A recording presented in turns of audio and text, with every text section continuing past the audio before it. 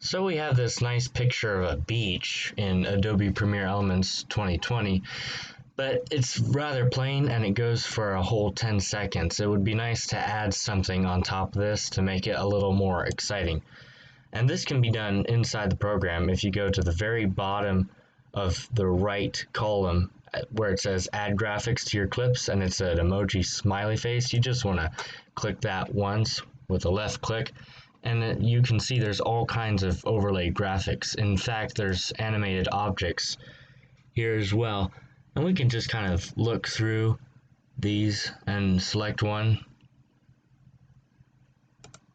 We're going to select fire, drag it in here. Now this has to be downloaded because it's got a blue bar in the upper right corner. Now we want to drag this across to video 2 and put it in the very top portion. Now we're just gonna play the video and see what happens. Now you'll see we've got the fire right in the middle. Now we can take this and we can actually click on the fire and we can shrink it if we want. We can enlarge it if we want.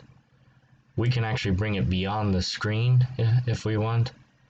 We could put it right here, make it look like the fire's right on the beach. So let's see what that looks like.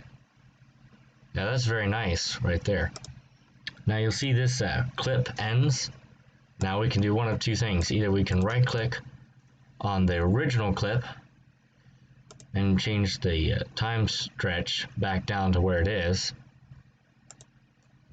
or we can take this clip here and we can multiply it in the program. So we'll go back over and select the fire again and bring it around, and then we bring the fire back up to the size of its friend. That way we can go from this one to the other one. Now when we play it like this, we'll have the first clip and then the second part. But you'll notice there's a little jolt there. So we want to undo that so that we don't have that jolt. Just delete it here. And instead, we'll pull out of the hat a third option. We'll hit the split clip button up here, right click, delete,